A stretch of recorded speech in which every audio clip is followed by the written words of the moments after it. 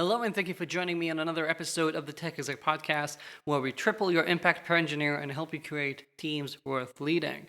As always, I'm Aviv Ben-Yosef, and today we'll be talking about non-binary. If you want to be an executive, a leader in your company, where your peers or the CEO really value you and see you as a peer, and not someone who is essentially an order taker, one quick thing you can start fixing in your own behavior and how you view the world is stop making binary offerings. So, for example, if you're asked to do something, stop answering in yes or no. I can do this, I can't. That's feasible, that isn't. Those are binary options, and the world is a lot more complex if you allow yourself to look at it that way.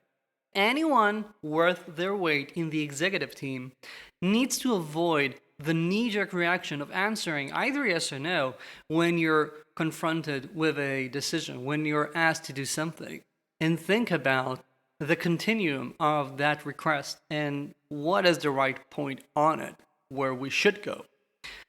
If there's something that tech execs get really good at, it's shooting down anything that seems to be big, out of scope, complex.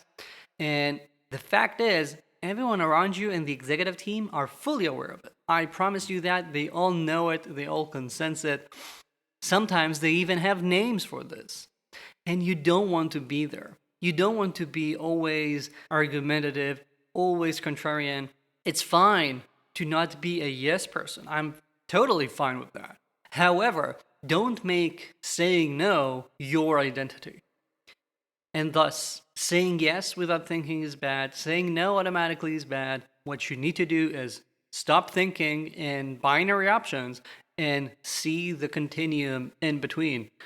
Always try and come up with several options in between to help people get to the really distilled value they're looking from what they're asking you to do, and making sure that you have as low waste as possible. So, for example, if you're considering a new integration, don't just say yes or no. Yeah, integrating with Salesforce, but the simple yes would mean we are just now putting 3 months of work into it. Say it can take a while, it can take less, depending on what exactly is needed and when. Let's talk about the options. And once you start listing the specific use cases needed, you might realize, oh, it's just a 2-week sort of thing. Then we can say yes to that. Be there. Don't automatically reach for the yes or no, but think about, how can I make this work? Have a suspension of disbelief, trying to come up with several ways to make something happen, getting to the root of what they really want, and then solving that. Not only will you make your own life easier, you'll make everyone around you realize that you're always on their side. It's not like you're trying to say no, you're trying to find a way to make what they want actually happen. Okay? And while, yes, the calendar time that you have is a zero-sum game. Everything you say yes to comes at the cost of something you cannot do because it's time you're allocating. The value oftentimes is not a zero-sum game. You can create more value by choosing to only implement the 80% of 3 things as opposed to doing one thing 100%. So understand that and play with that ambiguity. Play with that continuum so you make sure that what your team does actually is worth it. As I said in the opening of this episode, we want to triple impact per engineer.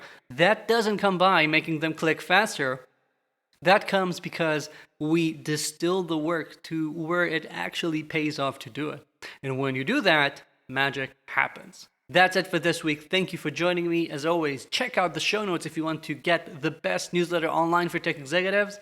And Q2, how did Q1 go? If you want to make sure you're going to be dramatically successful, reach out to me and let's have a discovery call.